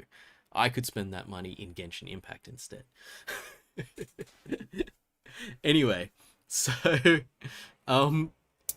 the story I wanted to tell you was this really funny one of a friend of mine who moved to Iceland, was doing like AI research and got a good job at an Icelandic university to go over there. And then he was asking them about this fish they eat that was like, oh my god, PKB upgraded your GPU twice this generation. Oh no. Anyway, let me tell the story. Okay, so there's this thing they eat in Iceland, which is like a preserved shark. So it's a shark that is preserved by basically leaving it out and in the elements for I think it's like 2 months. And so it's like the same thing that you do with like salami or prosciutto, cured meats and stuff like that. Some of them are smoked, some of them are just left to cure, and the curing process is like the bacteria has eaten all the bad stuff, and the bacteria has stopped eating it to the point where it's no longer gonna kill you because it's flesh-eating bacteria. And so the story is that like Iceland historically doesn't grow that much food, and so they're in a period of starvation. People are like really running out of food, and a dead shark had washed up on the shore. So they're like, there's a dead shark on the shore, and it's like, is that okay to eat? And so someone just went and ate the shark, and then they died. And they were like, shark's not good for eating. And these people are like, there's no food, right? So it's very, very hard for them to get food or anything. So a week later, someone's like, that shark is still there. It's still there on the beach, and it still looks like it's got meat on it. So they tried, and then they died. And then ages later, someone's like, look, we've really got no food. There's nothing else going on. We're going to eat the shark. And then at some point in the process, someone ate the shark and lived. And they were like, if you leave the shark kind of out there, because like it's out in the cold as well. Someone said meow. Yeah. Where is she? She was just outside my door a second ago, but she didn't come in. Like she meowed at me and then she walked away. Yeah. And so like they reached a point where they're like, okay, this number of weeks and the shark is good for eating. And now they have like this actual Icelandic shark dish, which is like a shark that has been left to cure for something like 2 months, and then they eat it. Yeah. Yeah, don't you? She just meows at me and then walks away. Yeah. It's pretty funny. Right, ram's testicles in Iceland. I think they eat like what do they call them, sweetmeats, like all over Europe. That kind of thing. Anyway, so wondering if anyone had any questions about graphic stuff. I think I actually this lecture I kind of stopped more to answer questions because I knew that we'd be jumping between topics. It'd be harder to answer questions at the end. Um, Jason, yeah, the story about looking into the sun. That was the story. It's about the shark. Um, it's about eating the shark, and like, it was like it was triggered by your story about people trying to figure out whether looking at the sun was bad for you or not. And it's the same kind of thing where the only way that the community found out that certain things are edible or not is by members of the community getting really sick or worse from eating those things. So it's like, imagine who which community in the world went to the trouble of figuring out which mushrooms don't kill you, because like the percentage like distribution of mushrooms that will like either kill you instantly, make you see God for 3 days, and then like you can just put in a soup and eat. Like it's a really wide spread of possibilities that you're gonna get from fungus. So someone has gone through and tried all these different mushrooms and just like, you know, had their brain chemistry completely rewired by them.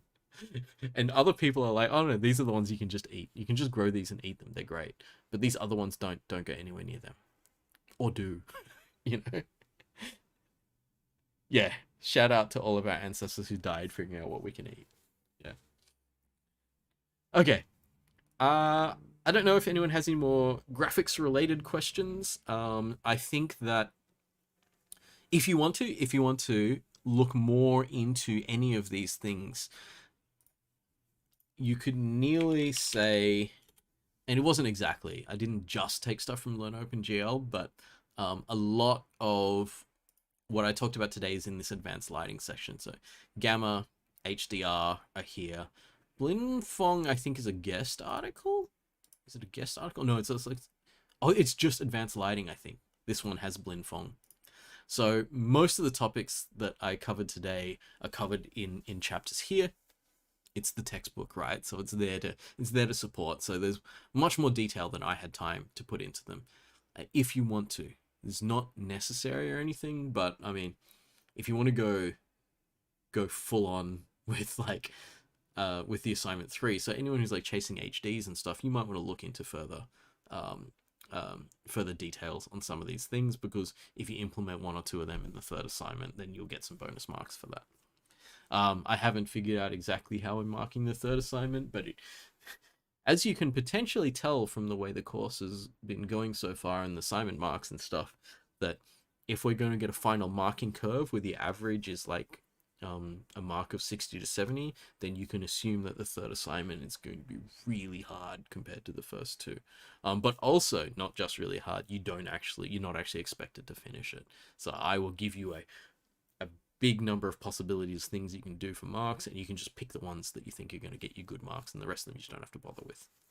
It'll be like that, because it'll be like, here's like deferred shading and screen space and ambient occlusion, and you'll be like, I'm doing neither of those, but I'm pretty sure I can still get like a distinction in this course while abandoning those topics, and that'll be fine. So it's up to you to judge where you're at for the work that you're going to do on the final thing at the end.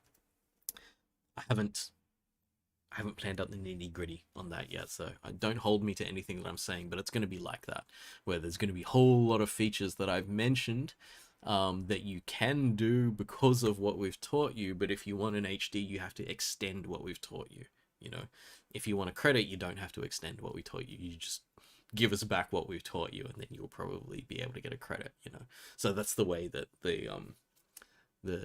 the course kind of works. And when you think about it, like 60% of the course is in the first two assignments. So if you've got good enough marks in the first two assignments, you can literally not hand in the third assignment if you're happy with a pass mark and you need to go off and do other things instead. You can just do that. I did that when I was a student.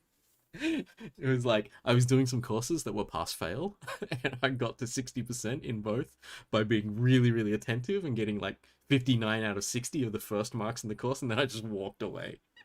I'm not saying that you have to do that. I'm not saying that that is what you want to do either, but you make your own decisions about what marks you want to get, you know.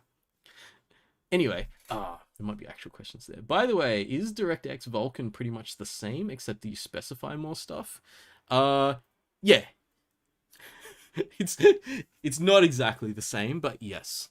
So heaps of the examples that I've been showing you from games are just DirectX, you know, because Windows and DirectX is the primary platform for games, and if you use the default compilation path in a sense for both Unity and Unreal, which is the vast majority of what games are being published with, it's all just DirectX in Windows.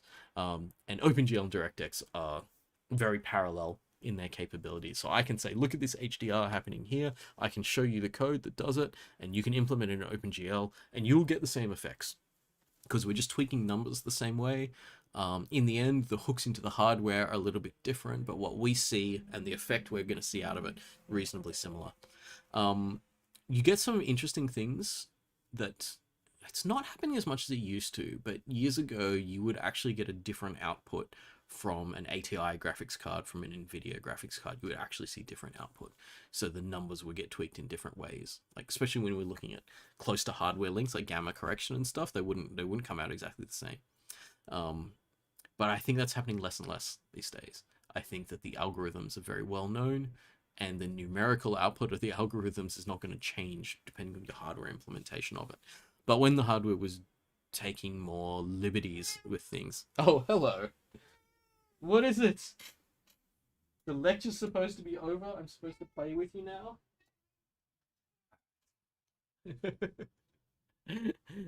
Yeah.